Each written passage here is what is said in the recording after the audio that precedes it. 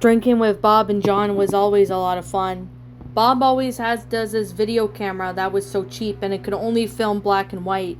You had to plug it into the TV and record it on VCR. Sometimes we point at the television, which we would create this vortex of spinning chaos that could kill your eyes if you looked at it for more than a few seconds. It was amusing to watch ourselves the next day, especially if I couldn't remember what happened the night before. Not sure we did anything too crazy, silly, mostly, except for that one time we wrecked Bob's basement apartment and threw some of his grandpa's porch furniture into the crick, as they call it. One night before we started drinking, Bob and John said they were going to go out on the rowboat later.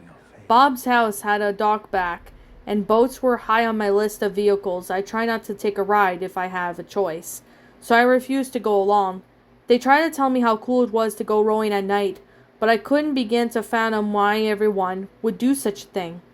I hate the prospect of being stranded in open water with all the matter of slimy creatures lurk below, possibly with ill intentions.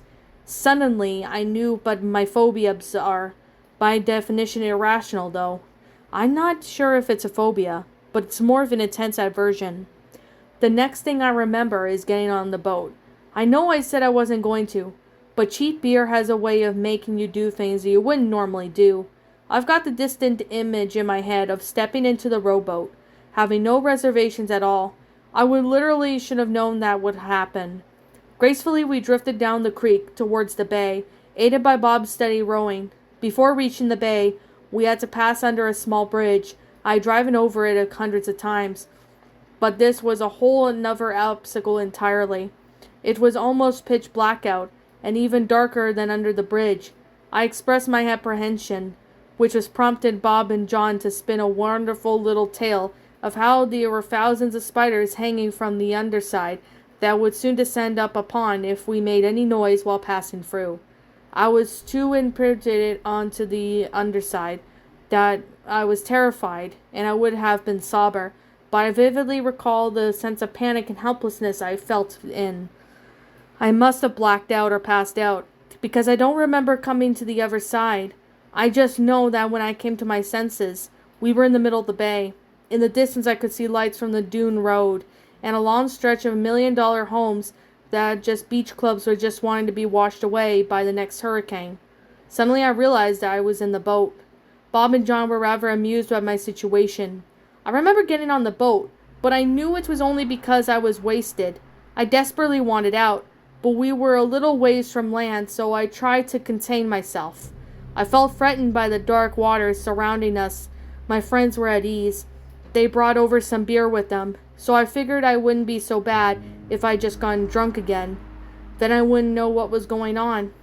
The sound of the speedboat was gradually closing as Bob continued to row towards the Dune Road. I thought nothing of it, but John started freaking out, saying it must have been the Coast Guard. I was skeptical and rightly so because it turned out to be a civilian. Unfortunately, John had already thrown the beer overboard in fear of being caught rowing with it while intoxicated, or maybe because he was under 21. My only comfort in this nightmare was now drowning in the muddy waters beneath. As we approached our destination, I assumed we docked the boat and then walked back to Bob's house. I'm not sure why I thought of it. It seems stupid in retrospect. However, when I was informed that we'd been rowing back, I threw a hissy fit. I didn't blame Bob and John for taking me with them, but I refused to get back in the boat. They told me that it would take forever to walk, but I insisted I'd get there first. They just laughed.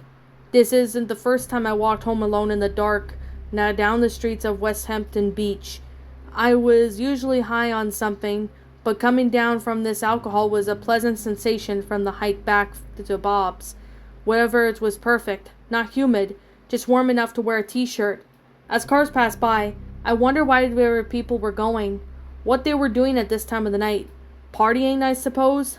Even though I wanted to be the first one back to the house, I didn't bother putting any hustle into it.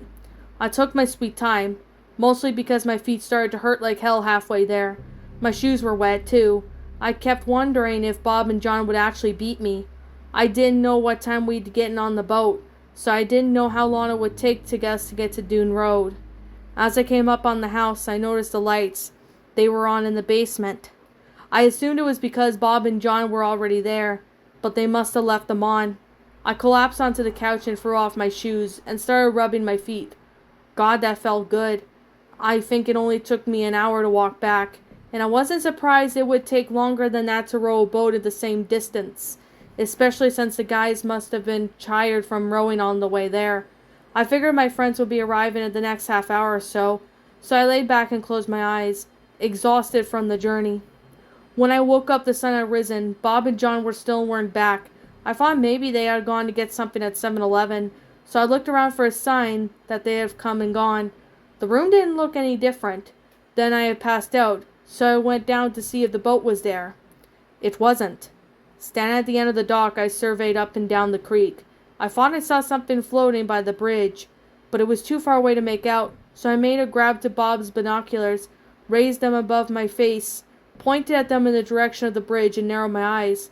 There I saw the rowboat, floating aimlessly, with no passengers. It was crawling with thousands of spiders. What's up, my pretties? It's the Lion Queen here. I want to appreciate you all for tuning into this video, and I do appreciate you guys supporting my video by giving this video likes and stuff.